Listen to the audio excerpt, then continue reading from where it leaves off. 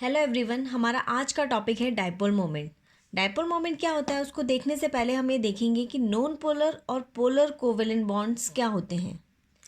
देखिए, covalent bond बनता है by the mutual sharing of the electrons.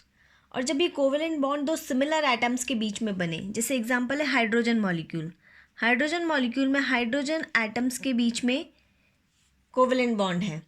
तो जब कोवेलेंट बॉन्ड दो सिमिलर एटम्स के बीच में बनता है तो बॉन्डिंग इलेक्ट्रॉन्स एग्जैक्टली दोनों एटम्स के बीच में ही रहते हैं। क्यों? क्योंकि दोनों एटम्स की इलेक्ट्रोनेगेटिविटी सेम है। इलेक्ट्रोनेगेटिविटी क्या होती है? इलेक्ट्रोनेगेटिविटी होती है बॉन्ड के इलेक्ट्रॉन्स को अपनी तरफ अट्रैक्ट करने की पावर। क्योंकि दोनों एटम सेम है तो दोनों सेम बॉन्डिंग इलेक्ट्रॉन्स को अपनी तरफ अट्रैक्ट करेंगे सेम तरह से, तो इसलिए बॉन्डिंग इलेक्ट्रॉन एग्जैक्टली दोनों एटम्स के बीच में रहते हैं। और इस तरह से जो कोवेलेंट बॉन्ड बनता है वो कहलाता है नॉन पोलर कोवेलेंट बॉन्ड। दूसरा होता है polar covalent bond. Polar covalent bond कैसे बनता है? जो बॉन्ड बनेगा दो डिफरेंट एटम्स के बीच में। एग्जाम्पल है HCl। हाइड्रोजन और क्लोरीन के बीच में यहाँ कोवेलेंट बॉन्ड बना। अब देखिए, हाइड्रोजन और क्लोरीन में से क्लोरीन की इलेक्ट्रोनेगेटिविटी ज़्यादा है, तो बॉन्ड के इलेक्ट्रॉन बिल्कुल बीच में ना रह के थोड़ा क्लोरीन की तरफ डिस्प्लेस हो जाएंगे। तो अगर बॉन्ड के इलेक्ट्रॉन क्लोरीन की तरफ डिस्प्लेस हो जाते हैं तो देखिए, क्योंकि इलेक्ट्रॉन्स क्लोरीन के पास आ गए तो क्लोरीन पे आ जाएगा पार्शियल नेगेटिव चार्ज, और इसी तरह से हाइड्रोजन पे इसका opposite partial positive charge. Okay, तो बॉन्ड कोवेलेंट होते हुए भी बॉन्ड में पार्शियल चार्जेस क्रिएट हो गए, यानी कि कोवेलेंट बॉन्ड में आयोनिक कैरेक्टर आ गए। एक देखिए यहाँ पॉजिटिव पोल क्रिएट हो गया, एक यहाँ पे नेगेटिव पोल क्रिएट हो गया, यानी कि बॉन्ड में डाइपोल क्रिएट हो गया, बॉन्ड पोलर हो गया। और जो पोलर कोवेलेंट बॉन्ड है उसकी पोलैरिटी को हम एक्सप्रेस करते हैं bye dipole moment.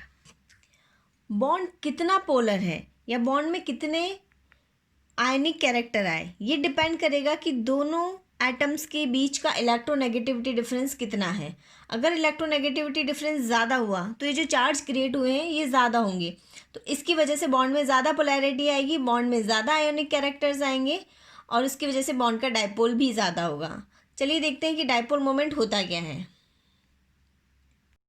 Dipole moment है product of charge on any one of the atoms and distance between them. यानी जो पोलर कोवेलेंट बॉन्ड बना है उसमें से किसी भी एक एटम का आपको चार्ज लिखना है। उसके साइन से आपको कोई मतलब नहीं होता है, सिर्फ उसका मैग्नीट्यूड आपको लेना है, और उन दोनों एटम्स के बीच की डिस्टेंस क्या है वो होता है डाइपोल मोमेंट। मैथमेटिकली इसको ऐसे लिखेंगे, mu is equal to q multiplied by d. Q is the charge, d is the distance. अब इसकी यूनिट्स क्या होगी? SI यूनिट में हम चार्ज को मेज़र करते हैं कुलाम में, और डिस्टेंस को हम मेज़र करते हैं मीटर में, तो कुलाम मीटर इसकी SI यूनिट होगी। बट जनरली जो यूनिट यूज़ की जाती है वो है CGS यूनिट। चार्ज इसको रिप्रेजेंट करेंगे हम ESU में, और डिस्टेंस को हम मेज़र करेंगे सेंटीमीटर में, ESU सेंटीमीटर। ठीक है, ये जो ESU सेंटीमीटर है इससे एक नई यूनिट निकलती है, 10⁻18 ESU centimetre is equivalent to 1 dBi। Most commonly dipole moment को dBi में ही रिप्रेजेंट किया जाता है। डाइपोल मोमेंट एक वेक्टर क्वांटिटी है, यानी इसके मैग्नीट्यूड के साथ साथ इसकी डायरेक्शन भी बताना इंपॉर्टेंट है। और इसकी डायरेक्शन क्या होती है? इसकी डायरेक्शन होती है less electronegative element to more electronegative element, या ऐसे भी बोल सकते हैं from positive pole to negative pole. ठीक है, अब ये जो एरो है, इस एरो का साइज जो है वो रिप्रेजेंट करता है कि डाइपोल कितना ज़्यादा होगा। देखिए, जब हमने HCl का एग्जांपल लिया था तो हाइड्रोजन पे पार्शियल पॉजिटिव चार्ज था, क्लोरीन पे पार्शियल नेगेटिव चार्ज था, तो ये डाइपोल की डायरेक्शन होगी। अब अगर हमने एरो छोटा बनाया यानी डाइपोल कम है, एरो अगर बड़ा बनाया यानी डाइपोल ज़्यादा है। अभी हमने जो एग्जाम्पल देखा वो डायटॉमिक मॉलिक्यूल का है। यहाँ पे सिर्फ 2 ही एटम है और एक ही पोलर कोवेलेंट बॉन्ड है। बट अगर हम पॉली एटॉमिक मॉलिक्यूल्स का एग्जाम्पल लें तो वहाँ पे एक से ज़्यादा कोवेलेंट बॉन्ड होंगे जो पोलर होंगे। तो उस केस में मॉलिक्यूल्स का डाइपोल मोमेंट निकालने के लिए जितने भी पोलर कोवेलेंट बॉन्ड हैं उनके डाइपोल का वेक्टर सम किया जाता है। तो चलिए आपको एग्जाम्पल से बताती हूँ। तो देखिए, एग्जाम्पल है कार्बन डाइऑक्साइड मॉलिक्यूल का। कार्बन डाइऑक्साइड लीनियर होता है, कार्बन और ऑक्सीजन बॉन्ड पोलर है, कार्बन की इलेक्ट्रोनेगेटिविटी कम है, ऑक्सीजन की इलेक्ट्रोनेगेटिविटी ज़्यादा है, तो डाइपोल इस डायरेक्शन में होगा। इसी तरह से ये कार्बन ऑक्सीजन बॉन्ड भी पोलर है, इसका डायपोल इस डायरेक्शन में होगा। देखिए दोनों जो बॉन्ड है वो सेम है, यहाँ कार्बन ऑक्सीजन डबल बॉन्ड, यहाँ भी कार्बन ऑक्सीजन डबल बॉन्ड, तो दोनों जो डायपोल होंगे उनकी मैग्नीट्यूड बिल्कुल सेम होगी। बट देखिए डायरेक्शन बिल्कुल अपोजिट है, तो एक डायपोल दूसरे डायपोल को कंप्लीटली कैंसिल आउट कर देगा, तो मॉलिक्यूल का नेट डायपोल क्या हो जाएगा, 0। तो पॉली एटॉमिक मॉलिक्यूल में रिजल्टेंट निकालने के लिए वेक्टर सम किया जाता है। तो यहाँ आपने देखा कि बॉन्ड पोलर था, कार्बन ऑक्सीजन बॉन्ड पोलर था, बट ओवरऑल मॉलिक्यूल का डायपोल आ गया 0। दूसरा एग्जांपल देखते हैं, वाटर बैंड स्ट्रक्चर होती है, एंगुलर बैंड या वी शेप बोलते हैं। देखिए अब इसमें हाइड्रोजन है पार्शियल पॉजिटिव और ऑक्सीजन है पार्शियल नेगेटिव, तो डायपोल की डायरेक्शन हो गई ये। अब देखिए दोनों जो डायपोल है उनका वेक्टर सम यहाँ कहीं आएगा, इधर, ठीक है। तो नेट डायपोल 0 नहीं होगा इस केस में। सो मॉलिक्यूल की स्ट्रक्चर पे बहुत कुछ डिपेंड करता है कि मॉलिक्यूल का डायपोल मोमेंट क्या होगा। सो ओवरऑल कार्बन डाइऑक्साइड को हम बोलेंगे नॉन पोलर मॉलिक्यूल, जबकि वाटर को हम बोलेंगे पोलर मॉलिक्यूल, ठीक है।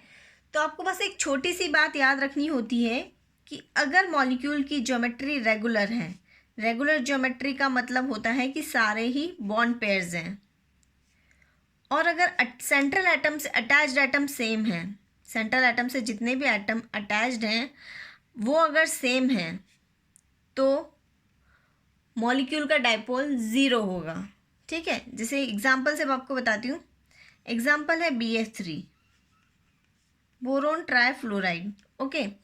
अब यहाँ पे बोरोन और फ्लोरीन का बॉन्ड जो है वो पोलर है, फ्लोरीन मोस्ट इलेक्ट्रोनेगेटिव एलिमेंट है, तो डायपोल की डायरेक्शन हो जाएगी from boron to fluorine, okay. अब यहाँ देखिए ये रेगुलर ज्योमेट्री, सारे बॉन्ड पेयर हैं, बोरोन के पास 3 इलेक्ट्रॉन थे, तीनों ही उसने बॉन्डिंग के लिए काम में ले लिए, तो कोई लोन पेयर नहीं है, सारे बॉन्ड पेयर्स हैं, ओके। अटैच्ड एटम तीनों सेम है, बोरोन से तीनों फ्लोरीन अटैच्ड है, तो उस केस में इसका डायपोल 0 होगा। आपको फिर ज़्यादा सोचने की ज़रूरत नहीं है। अगर आप वेक्टर सम करके भी देखेंगे तो देखिए इन दोनों बॉन्ड का वेक्टर सम आएगा इस डायरेक्शन में, जो इस वाले इस डायपोल से कंप्लीटली कैंसल आउट हो जाएगा, तो नेट मॉलिक्यूल जो हो गया वो नॉन पोलर हो गया, ठीक है। ये ट्राइगोनल प्लेनर ज्योमेट्री थी, इजी ज्योमेट्री थी, बट अगर कोई डिफिकल्ट स्ट्रक्चर हो लाइक टेट्राहेड्रल, उसमें आप कैसे कैलकुलेट करेंगे कि डायपोल क्या है। जैसे मीथेन है, ठीक है, मीथेन का डायपोल 0, बिकॉज कार्बन के पास में कोई लोन पेयर नहीं है और कार्बन से चारों ही हाइड्रोजन अटैच्ड हैं। इसी तरह से carbon tetrachloride, dipole 0, regular geometry है, सारे ही बॉन्ड पेयर्स हैं, लोन पेयर 0 हैं, और सेंट्रल एटम कार्बन से जितने भी एटम अटैच्ड हैं वो सेम है, ठीक है। तो इस तरह से जो भी रेगुलर ज्योमेट्री हो लाइक PCl5 हो गया, SF6 हो गया, सल्फेट अनायन हो गया, BeCl2, IF7, जितने भी मॉलिक्यूल रेगुलर ज्योमेट्री में होंगे और जिनसे अटैच्ड एटम सेम होंगे उन सब के डायपोल मोमेंट आएंगे 0, ठीक है। तो चलिए अगर आपसे पूछा जाए क्लोरोफॉर्म का डायपोल मोमेंट 0 होगा या नहीं होगा, देखिए क्लोरोफॉर्म स्ट्रक्चर कार्बन टेट्राक्लोराइड की तरह ही होगी, बस यहाँ पे एक बॉन्ड जो है वो हाइड्रोजन बना रहा है क्लोरीन की जगह, तो देखिए एक बॉन्ड सिमिलर डिसिमिलर हो गया बाकी बॉन्ड से, तो इस केस में डायपोल मोमेंट 0 नहीं आएगा, ओके। लोन पेयर अगर आ जाता है या कोई दूसरा एटम आ जाता है तो उस केस में डायपोल मोमेंट 0 नहीं होगा। तो आपको सिर्फ इतना ही याद रखना है, स्ट्रक्चर से आपको कैलकुलेट करने की ज़रूरत नहीं है। अगर मॉलिक्यूल में लोन पेयर होगा तो उस लोन पेयर की वजह से भी डायपोल मोमेंट क्रिएट होगा। देखिए एग्जाम्पल से बताती हूँ आपको, अमोनिया, नाइट्रोजन के पास में एक लोन पेयर है, पिरामिडल शेप है, ठीक है। तो देखिए लोन पेयर का मतलब है इस पोजीशन पे इलेक्ट्रॉन डेंसिटी ज़्यादा है और ये इलेक्ट्रॉन डेंसिटी इस पोजीशन पे कम है, क्योंकि लोन पेयर जो है वो एक ही एटम से इन्फ्लुएंस्ड रहता है। तो यहाँ आ गया पार्शियल नेगेटिव चार्ज, यहाँ आ गया पार्शियल पॉजिटिव चार्ज, तो लोन पेयर की वजह से जो डायपोल है वो इस डायरेक्शन में है, ओके। और नाइट्रोजन हाइड्रोजन बॉन्ड की वजह से जो डायपोल है हाइड्रोजन से नाइट्रोजन की तरफ, बिकॉज हाइड्रोजन की इलेक्ट्रोनेगेटिविटी कम है और नाइट्रोजन की इलेक्ट्रोनेगेटिविटी ज़्यादा है। तो इन तीनों बॉन्ड्स का वेक्टर सम अपवर्ड डायरेक्शन में ही आएगा, ठीक है। तो नेट डायपोल दोनों का एडिटिव हो जाएगा, तो इसका नेट डायपोल जो है वो ज़्यादा होगा, बिकॉज दोनों का एडिटिव हो रहा है, ठीक है। इसी तरह की स्ट्रक्चर का दूसरा एग्जाम्पल लेते हैं, NF3।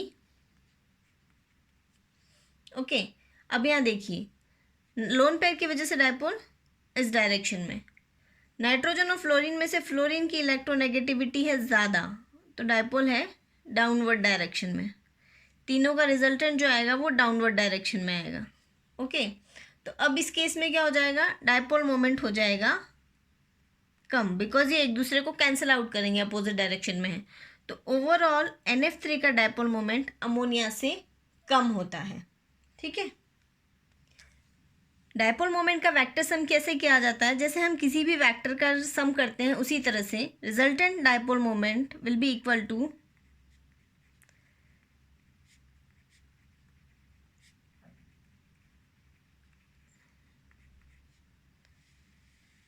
μ1 square plus μ2 square plus twice μ1 μ2 cos theta, ठीक है। ये इसको एग्जांपल से बताती हूँ मैं आपको। μ1 मतलब एक बॉन्ड की वजह से जो डायपोल है, μ2 मतलब जो दूसरे बॉन्ड की वजह से डायपोल है, और कॉस थीटा मतलब दोनों डायपोल के बीच में जो एंगल है, ठीक है। जैसे हम एग्जांपल लेते हैं यहाँ पे बेंजीन सब्स्टिट्यूट्स का,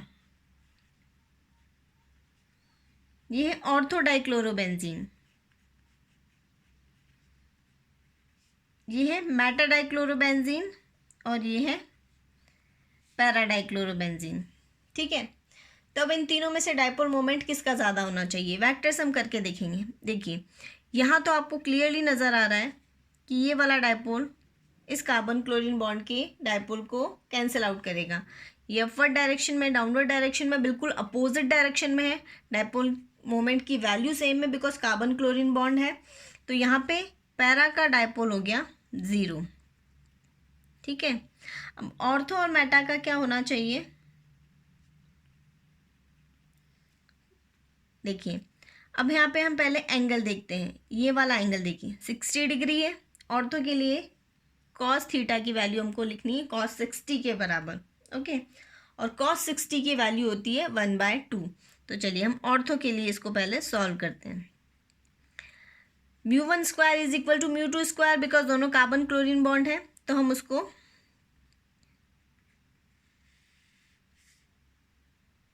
म्यू ही लिख रहे हैं, ठीक है। Mu square plus mu square twice mu square, ये दोनों μ1 μ2 इक्वल है तो म्यू स्क्वायर हो गया।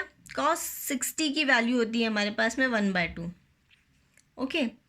इसको हमने सॉल्व किया तो हमारे पास में नेट डायपोल आ गया इसका √3 म्यू के बराबर, ओके। ये हमने ऑर्थो का कैलकुलेट किया। अब इसी तरह से हम मेटा का कैलकुलेट करते हैं। डायपोल सेम है इसलिए हम म्यू ही लिख रहे हैं। अब देखिए यहाँ पे एंगल है 120, ये वाला एंगल है डायपोल के बीच का 120 डिग्री, और 120 की वैल्यू होती है -1/2, ओके। कॉस 120 की वैल्यू -1/2। तो ये वैल्यू अगर हमने पुट करी फॉर्मूले में तो हमारे पास में नेट डायपोल की वैल्यू आ गई म्यू, ओके। तो देखिए ऑर्थो के लिए √3 म्यू था, मेटा के लिए म्यू था, यानी कि ऑर्थो का डायपोल मोमेंट मेटा से ज़्यादा होगा, ठीक है। इसी का हम एक और एग्जांपल लेते हैं सिस और ट्रांस एल्कीन्स का।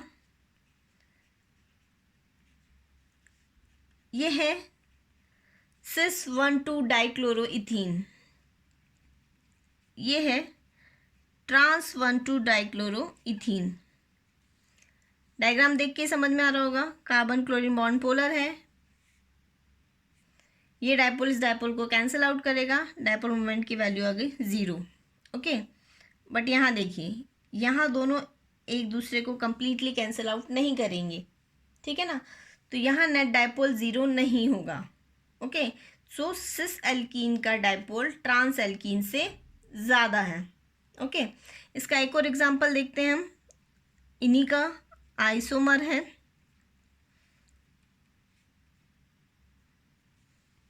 1,1 डाइक्लोरोइथीन, ओके। स्ट्रक्चरल आइसोमर्स हैं ये, तो इसका तो 0 हो गया। अब इन दोनों में से किसका ज़्यादा होगा डायपोल मोमेंट, देखिए कार्बन क्लोरीन बॉन्ड पोलर है, डायपोल की डायरेक्शन ये। अब देखिए ये एंगल कितना है,